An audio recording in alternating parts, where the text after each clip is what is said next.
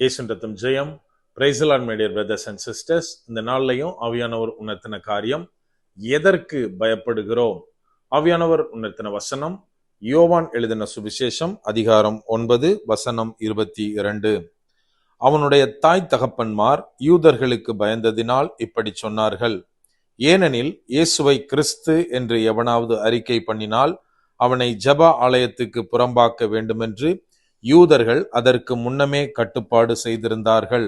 These words spake his parents because they feared the Jews. For the Jews had agreed already that if any man did confess that he was Christ, he should be put out of the synagogue. John chapter 9 verse 22.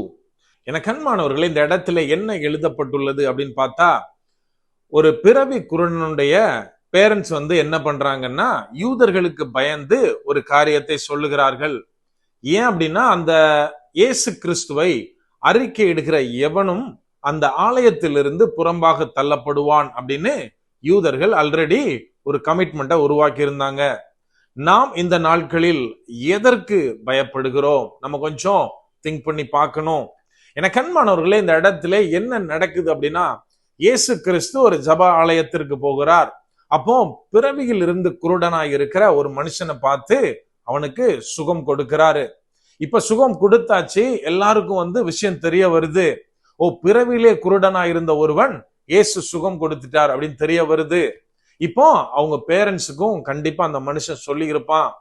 இங்க என்ன நடக்குதுன்னா, இன்னொரு பக்கம் அந்த ஆலய தலைவர்கள், ஜெப ஆலய தலைவர்கள், பரிசேயர்கள், இவங்க அங்க இருந்த எல்லாரும் என்ன பண்றாங்கன்னா, அவங்க அப்பா அம்மாவை கூப்பிட்டு கேக்குறாங்க, இவன் உன் பையன் தானா, இவன் குருடன் தானா, நடந்தது எல்லாம் உண்மைதானா அப்படின்னு விசாரிக்கிறப்போ அந்த குருடனுடைய அப்பா அம்மா சொல்றாங்க, இவன் குருடனாதான் இருந்தான், இப்போ ஆனா பாக்குறான், எப்படி பாக்குறான்னு எங்களுக்கு தெரியல அப்படின்னாங்க.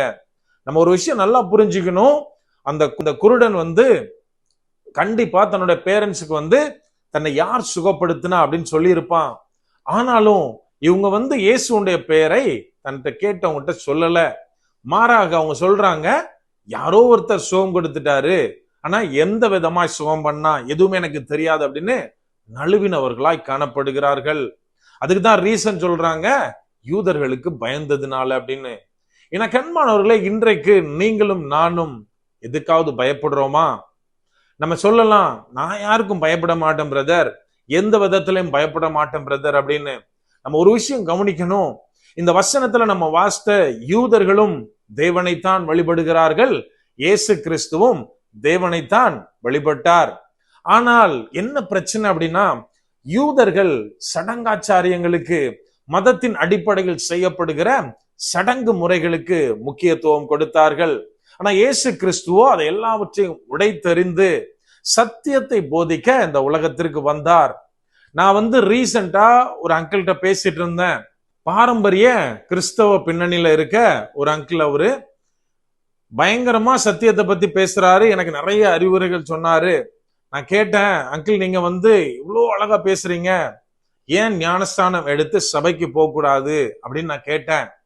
இம்மிடியேட்டா அவர் சொன்ன காரியம், அப்படி இல்லை தம்பி, எனக்கு தெரியும் இதுதான் சத்தியம், இதுதான் சத்திய வழி, அதெல்லாம் தெரியும். இருந்தாலும் நான் ஏன் இன்னும் அந்த பாரம்பரிய சபையில இருக்கேன் அப்படின்னா, என்னை புதைக்கிறதுக்கு கல்லறை வேண்டாமா?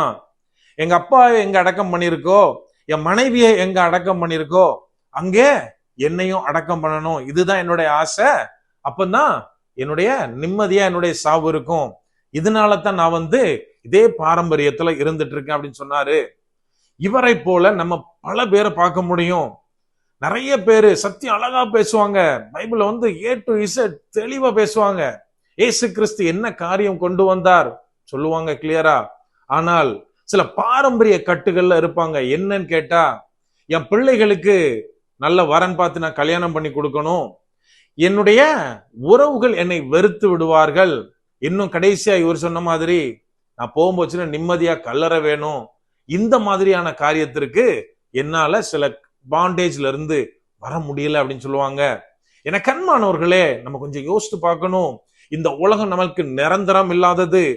இங்க நம்ம ஆறுதல் தேடுகிறோம், ஆனால் நித்திய வாழ்விற்கு நாம் என்ன செய்து கொண்டிருக்கிறோம்? நம்ம அநேக நேரத்தில் இந்த உலகமும் உலகத்தை சார்ந்திருக்கிற நம்முடைய உறவுகளுக்கும் பயந்து இயேசு கிறிஸ்துவனுடைய காரியங்களை மேற்கொள்வது கிடையாது. எனக்கு சத்தியம் தெரியும், நான் விசுவாசிக்கிறேன், ஆனாலும் அதை நான் வெளிப்படுத்த மாட்டேன். என்ன, நான் ஒரு ரகசிய கிறிஸ்தவன் அப்படின்னு நிறைய பேர் சொல்லுவாங்க. ரியலி நான் அந்த ரகசிய கிறிஸ்தவர்கள் அப்படின்ற காரியத்தை ஹேட் பண்றேன். ஏன் அப்படின்னா, வசனம் நமக்கு தெளிவாக சொல்லுகிறது, மனுஷருக்கு முன்பாக கிறிஸ்துவை அறிக்கையிடாதவர்களை கிறிஸ்து பிதா முன்னாடி கடைசி நாளில் அறிக்கையிட மாட்டார். கொஞ்சம் யோசித்து பார்ப்போம்.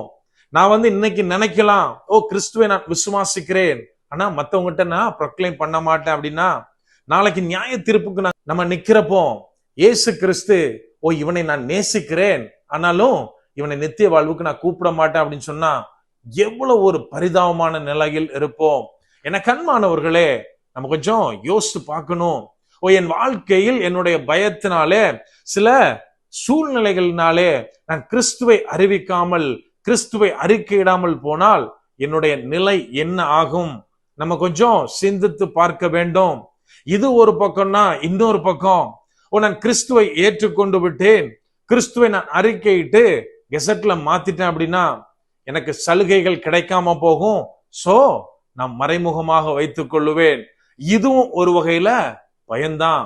எனக்கு அன்பானவர்களே, இந்த எல்லா பயமும் எப்போ போகும் அப்படின்னா, இது எல்லாவற்றிற்கு மேலாக கிறிஸ்து தான் எனக்கு எல்லாம் அப்படின்னு எப்போ நினைக்கிறோமோ அப்போ மற்றவைகள், பவுல் சொன்னதை போல, கிறிஸ்துவுக்கு முன்பதாக மற்றவைகள் குப்பைகளாக தோன்றும், ஒன்றுமில்லாதவைகளாக தோன்றும். அப்போது அவைகளை பார்த்து நாம் பயப்பட மாட்டோம். அப்படியே கண்களை மூடுவோமா? அன்பான ஆண்டவரே, இந்த நேரத்திலே அப்பா உம்மை நோக்கி பார்க்கிறோம். ஆவியானவர், நீர் எங்களோட இருக்கிறீர், அதற்காய் நன்றி செலுத்துகிறோம்.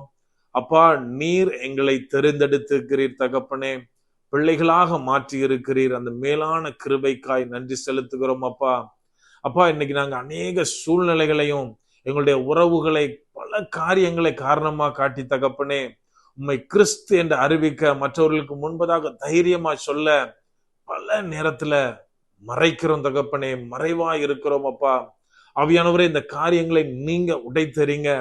அப்பா, எங்களுக்குள்ளா இருக்கிற கிறிஸ்துவை குறித்த அந்த விசுவாசம் இன்னும் பெருக, தைரியமாய் கிறிஸ்துவை பற்றி மற்றவர்களுக்கு கூற ஆவியானவரே நீர் எங்களுக்கு உதவி செய்யுங்க. முற்றிலுமாய் எங்களை தாழ்த்தி ஒப்பு கொடுக்கிறோம். பலப்படுத்தி ஆசீர்வதிங்க. மீட்பர் இயேசுவின் மூலம் ஜெபிக்கிறோம். ஜெபம் கேளும் எங்கள் நல்ல பிதாவே. ஆமென். God bless.